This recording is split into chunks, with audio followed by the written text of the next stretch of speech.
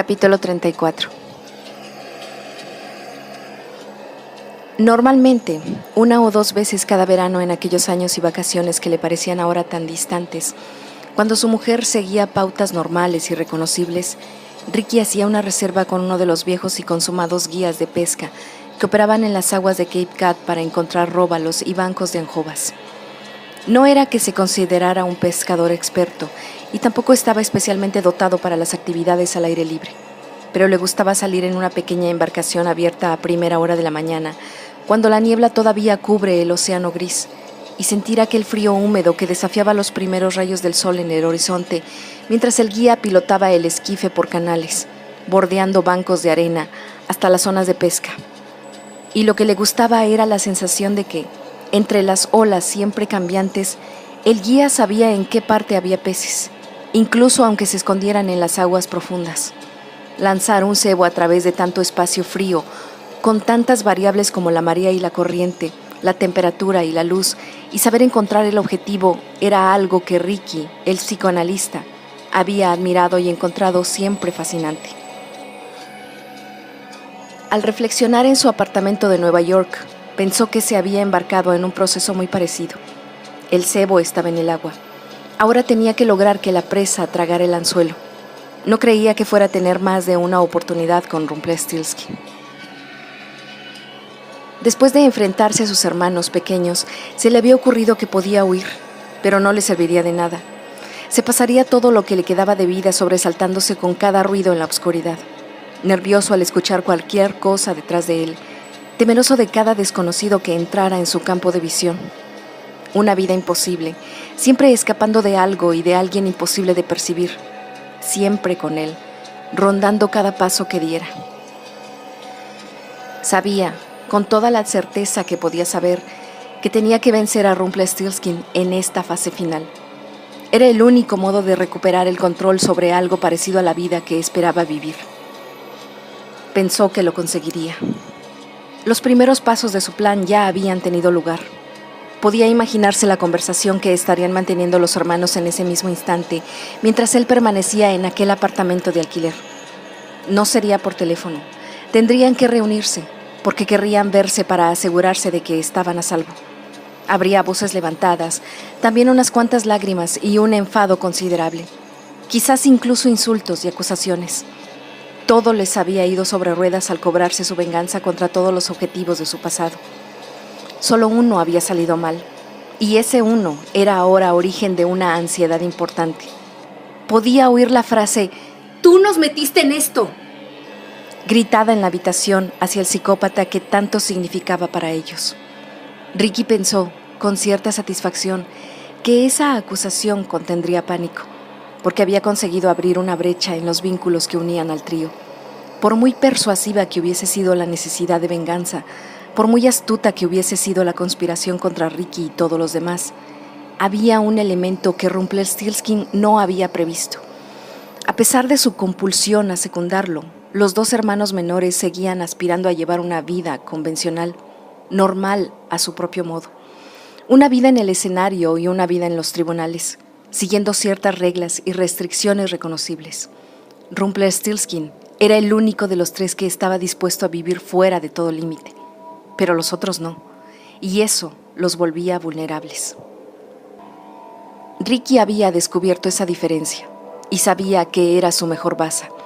Sabía que se dirían palabras duras, a pesar de lo cruel y sanguinario que había sido el juego.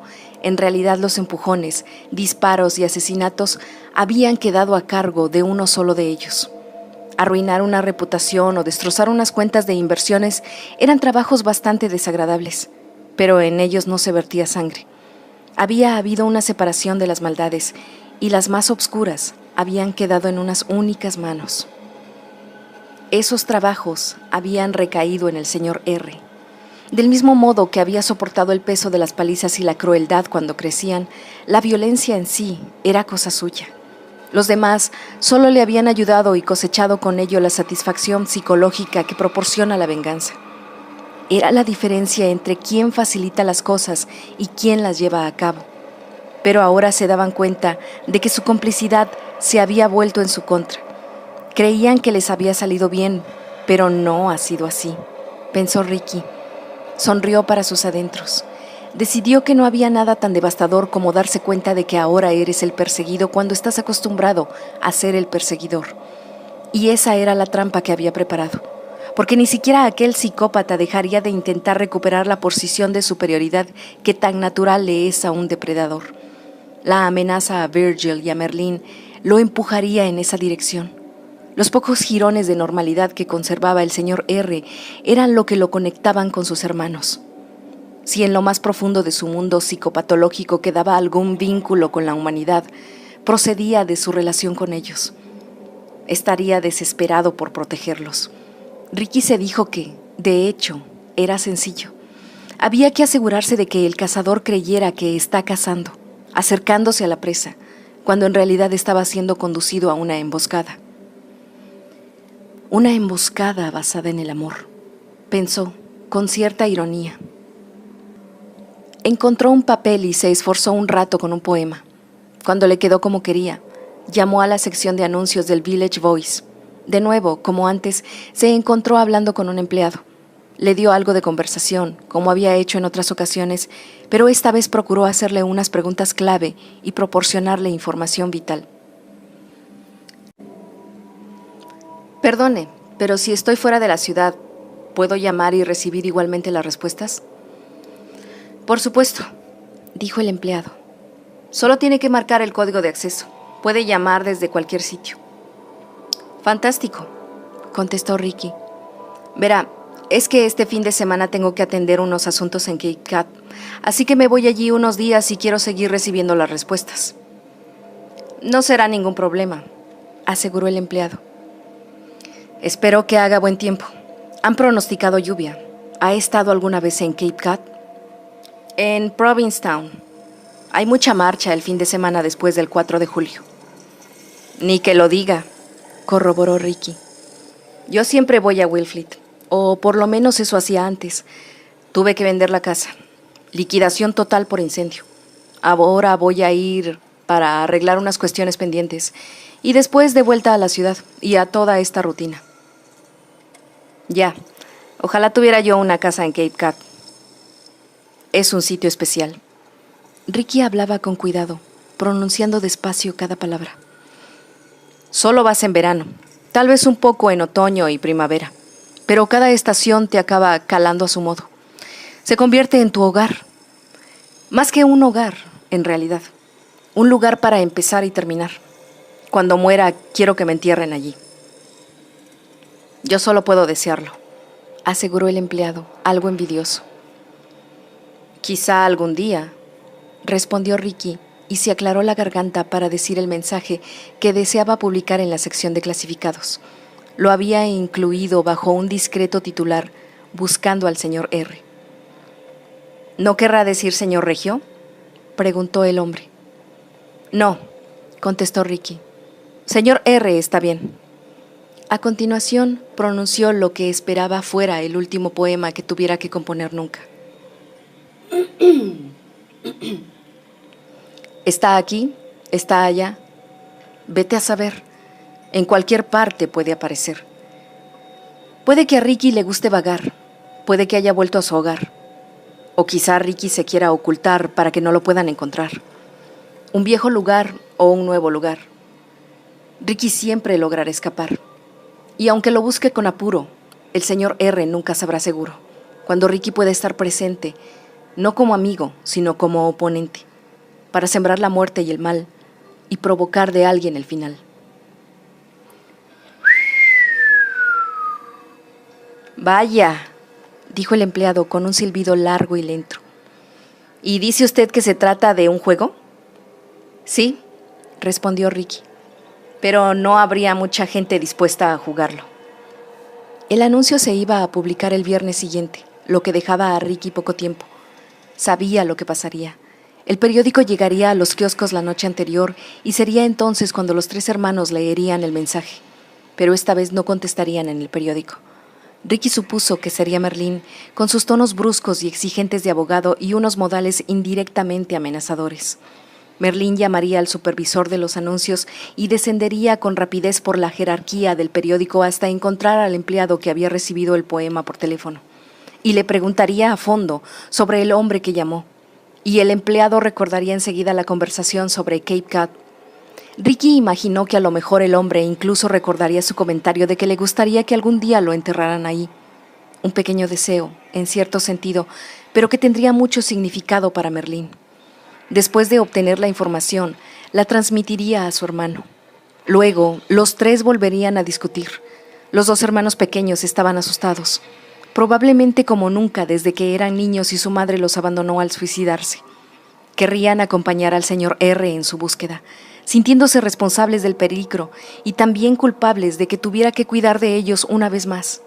Pero no sería verdad, y el hermano mayor tampoco querría aceptar. Esta muerte querría infligirla solo. Y por lo tanto, actuará solo, pensó Ricky. Solo y con la esperanza de terminar de una vez para siempre lo que le habían hecho creer que ya había concluido. Iba a tener prisa por dirigirse hacia otra muerte. Dejó el apartamento tras comprobar que no dejaba ningún rastro de su existencia. Luego, antes de salir de la ciudad, efectuó otra serie de tareas. Cerró sus cuentas bancarias en las sucursales de Nueva York y fue a una oficina del centro para buscar un banco con agencias en el Caribe, donde abrió una simple cuenta corriente y de ahorros a nombre de Richard Lively. Cuando hubo terminado el papeleo y depositado una cantidad modesta del efectivo que le quedaba, salió del banco y caminó 2 manzanas por la avenida Madison hasta la sucursal del Credit Suisse, frente a las que tantas veces había pasado en los días en que era un neoyorquino más. Una empleada estuvo más que dispuesta a abrir una cuenta al señor Lively. Era una mera cuenta de ahorros tradicional, pero con una característica interesante. Un día al año, el banco transferiría el 90% de los fondos acumulados directamente al número de cuenta que Ricky dio del Banco Caribeño. Sus comisiones se deducirían del resto. Eligió la fecha para esta transferencia con una especie de aleatoriedad cuidada. Al principio pensó en usar el día de su cumpleaños y luego el de su mujer. Después se planteó usar el día en que había fingido su muerte. También consideró usar el cumpleaños de Richard Lively. Pero por fin preguntó a la agradable joven que se había esmerado en asegurarle la confidencialidad total y la inviolabilidad de las regulaciones bancarias suizas cuándo era su cumpleaños. Como había esperado, no guardaba relación con ninguna fecha que pudiera recordar. Un día de finales de marzo. Eso le gustó. Marzo era el mes que marcaba el final del invierno y anunciaba la primavera, pero estaba lleno de falsas promesas y de vientos engañosos. Un mes variable. Le dio las gracias a la joven y le dijo que ese era el día que elegía para las transferencias. Una vez terminados sus asuntos, Ricky volvió al coche. Mientras recorría las calles hacia la Henry Hudson Parkway en dirección al norte, no miró hacia atrás ni una sola vez. Tenía muchas cosas que hacer y poco tiempo. Devolvió el coche de alquiler y se pasó el día acabando con Frederick Lazarus. Cerró, canceló o liquidó cada carné, tarjeta de crédito y cuenta personal, todo lo relacionado con ese personaje. Incluso fue a la armería donde había aprendido a disparar, se compró una caja de balas y se pasó una hora productiva en el local de tiro disparando a una diana con la silueta negra de un hombre que él atribuía con facilidad a su implacable perseguidor. Después, charló un poco con el dependiente de la armería y le dejó caer que se iba de la zona por varios meses. El hombre se encogió de hombros, pero Ricky pudo ver que, aún así, tomaba nota de su marcha. Así pues, Frederick Lazarus se desvaneció, por lo menos sobre el papel y los documentos. Dejó también las pocas relaciones que ese personaje tenía. Para cuando hubo terminado, lo único que quedaba de aquel individuo eran las posibles venas asesinas que él mismo hubiera absorbido. Por lo menos, creía que eso seguiría pesando en su interior. Richard Lively no sería tan fácil, porque Richard Lively era un poco más humano que Lazarus, y era Richard Lively quien tenía que vivir, pero también necesitaba desaparecer de su vida en Durham, New Hampshire, con el mínimo de fanfarria y en muy corto plazo. Tenía que dejarlo todo atrás, pero no parecer que lo hacía, por si acaso alguien, algún día, aparecía haciendo preguntas y relacionaba la desaparición con ese fin de semana concreto.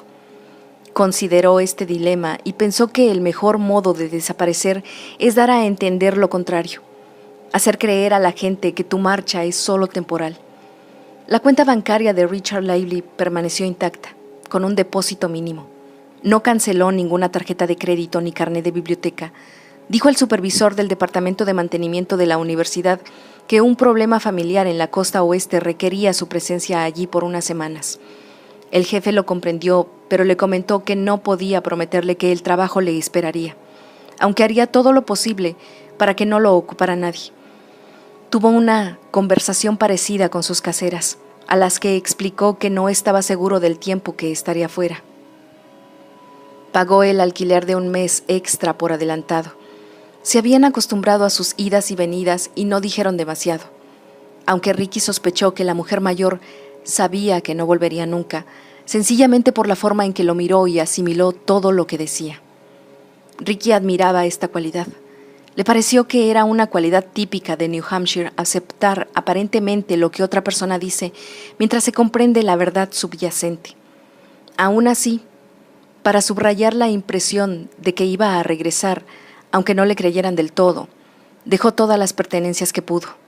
Ropa, libros, un radio despertador, las cosas modestas que había reunido al reconstruir su vida. Solo se llevó un par de mudas y el arma. Lo que tenía que dejar atrás eran indicios de que había estado ahí y de que podría regresar, pero nada que indicara realmente quién era o dónde podría haber ido. Mientras bajaba por la calle, sintió un arrepentimiento momentáneo. Si sobrevivía al final de semana, algo de lo que solo tenía el 50% de probabilidades, sabía que no volvería nunca. Había llegado a estar muy a gusto y familiarizado con aquel pequeño mundo y le entristecía abandonarlo. Pero reestructuró la emoción en su interior y procuró reconvertirla en una fortaleza que lo sostuviera durante lo que iba a suceder. A mediodía tomó un autobús Trailways hacia Boston, con el que volvió a recorrer una ruta conocida. No pasó mucho rato en la terminal de Boston, solo el suficiente para preguntarse si el verdadero Richard Lively seguiría vivo. Tal vez fuese interesante ir a Charlestown para intentar localizarlo en alguno de los parques y callejones por donde lo había seguido una vez con tanta diligencia. Sabía, por supuesto, que no tenía nada que decir al hombre, aparte de darle las gracias por proporcionarle una vía hacia un futuro dudoso. En todo caso, no tenía tiempo. Tomó el autobús Bonanza del viernes por la tarde a Cape Cod y se apretujó en un asiento trasero con una agitación creciente. A esta hora ya habrán leído el poema, pensó, y Merlín habrá interrogado al empleado de los anuncios. En este preciso momento, los tres hermanos estarán hablando. Podía imaginar cómo las palabras volaban de un lado a otro, y no necesitaba oírlos porque sabía lo que harían. Miró la hora en su reloj. Pronto saldrá, pensó. Conducirá sin paradas, impulsado a concluir una historia que se ha escrito de modo distinto al que él esperaba. Sonrió, viendo la inmensa ventaja que tenía. Rumpelstiltskin se movía en un mundo acostumbrado a las conclusiones. El de Ricky era justo lo contrario. En uno de los principios del psicoanálisis es que, a pesar de que las sesiones terminen y la terapia diaria finalice por fin, el proceso no se completa nunca. Lo que la terapia aporta es, en el mejor de los casos, una nueva forma de ver quién es uno y permitir que esa nueva definición de la vida de uno influya en las decisiones y las elecciones que conlleve el futuro. En el mejor de los casos, esos momentos ya no se verán limitados por los acontecimientos del pasado y las elecciones tomadas estarán liberadas de lo que todo el mundo debe al entorno en que ha crecido. Tenía la sensación de estar llegando a la misma clase de final inacabado. Era el momento de morir o de proseguir. ¿Y cuál de los dos iba a ser se sabría en las próximas horas? Aceptó la frialdad de su situación y contempló el paisaje por la ventanilla. Observó que, a medida que el autobús zumbaba rumbo a Cape Cod, el tamaño de los árboles y los arbustos parecía reducirse. Era como si la vida en la tierra arenosa cercana al océano fuera más dura y le costara crecer cuando los vientos marinos soplaban en invierno.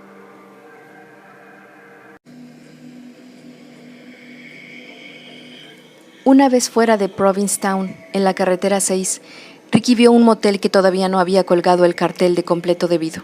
Lo más seguro, a la poco optimista previsión meteorológica. Pagó en efectivo por el fin de semana y el recepcionista cogió el dinero con desinterés.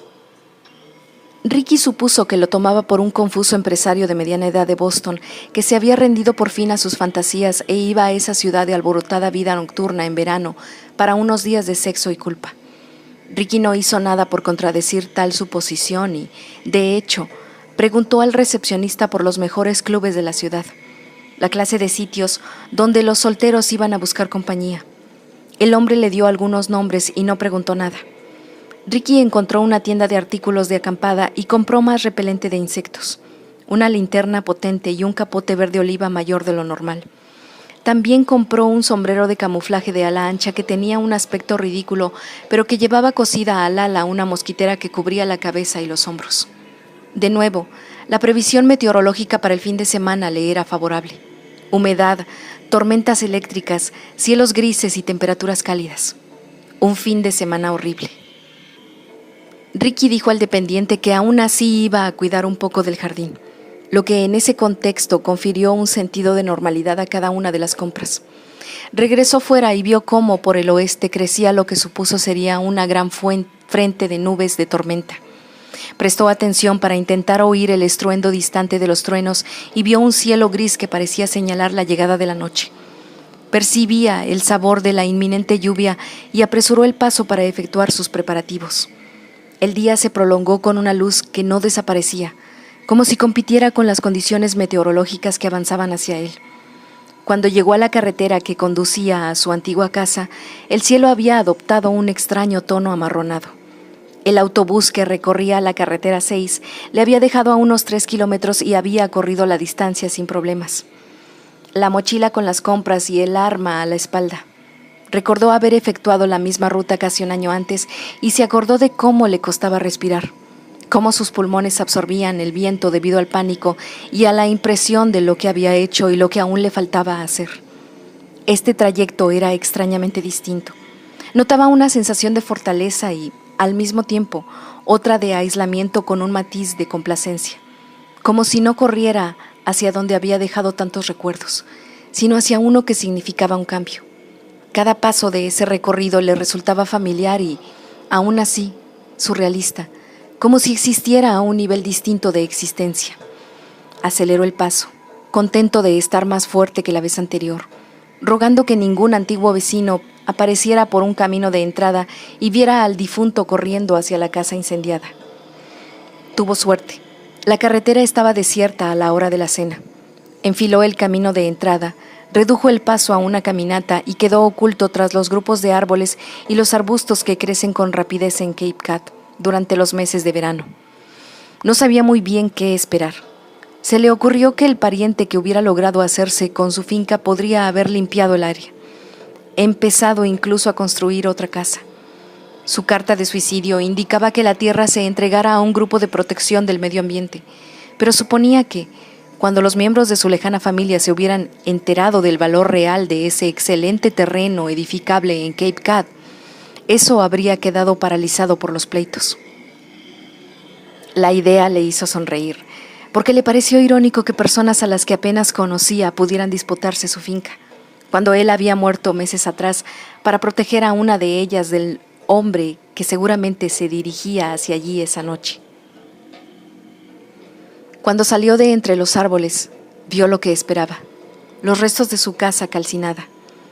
Incluso, a pesar de la vegetación que crecía en el terreno, la tierra seguía ennegrecida varios metros alrededor del esqueleto, descarnado, de la vieja casa.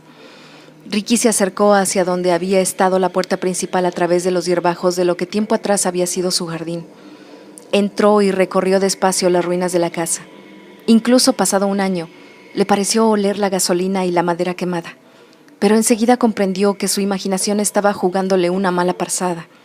Se oyó retumbar un trueno a lo lejos, pero no prestó atención y se movió lo mejor que pudo por los espacios, dejando que su memoria añadiera paredes, muebles, obras de arte y alfombras. Y cuando todos estos recuerdos habían reconstruido su hogar a su alrededor, dejó que su memoria dibujara en él momentos con su mujer. mucho antes de que enfermara y de que el cáncer le arrebatara las fuerzas, la vitalidad y, por último, la vida. A Ricky le resultó agradable y estremecedor a la vez deambular por los escombros.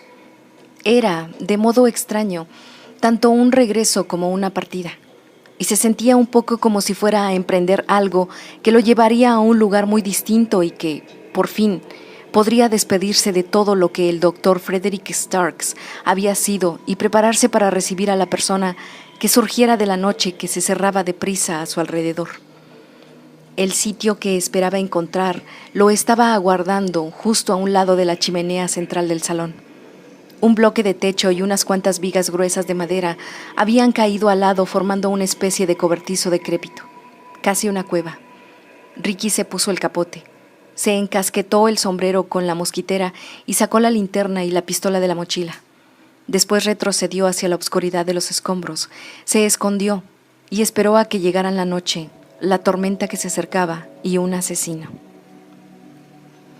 Le resultó un poco cómico. ¿Qué había hecho? Había actuado como un psicoanalista. Había provocado emociones eléctricas y arrolladoras en la persona que quería descubrir. Hasta los psicópatas son vulnerables a sus deseos, pensó. Y ahora, como había hecho durante años en su consulta, esperaba que este último paciente llegase trayendo consigo toda su cólera, odio y furia dirigidos contra Ricky, el terapeuta. Tocó el arma y quitó el seguro. Esta sesión, sin embargo, no iba a ser tan plácida. Se recostó, midió cada sonido y memorizó todas las sombras a medida que se alargaban en la penumbra. Esa noche la visión iba a ser un problema. Las nubes taparían la luna. La luz de otras casas y de la lejana Provincetown se desvanecería bajo la lluvia. Ricky esperaba contar tanto con la certeza como con la incertidumbre. El terreno donde había decidido aguardar era la zona que mejor conocía. Eso sería una ventaja. Y, aún más importante, la incertidumbre de Rumpelstiltskin jugaba a su favor. No sabría con exactitud dónde estaba Ricky. Era un hombre acostumbrado a controlar el escenario en que operaba y Ricky esperaba que ese fuera el terreno menos controlado en que pudiera encontrarse. Un mundo desconocido para el asesino. Un buen lugar para esperarlo esa noche. Ricky confiaba en que el asesino llegaría, y bastante pronto para buscarlo. Mientras se dirigía hacia allí, se habría percatado de que Ricky solo podía estar en dos lugares: la playa, donde fingió ahogarse, o la casa que había incendiado. Iría a esos dos sitios, a la casa, porque, a pesar de lo que pudiera haberle contado el empleado de Village Voice, no creía que ese viaje a Cape Cod tuviera ningún otro motivo que la muerte. Sabría que todo lo demás era pura invención y que el juego real consistía en un conjunto de recuerdos enfrentado a otro.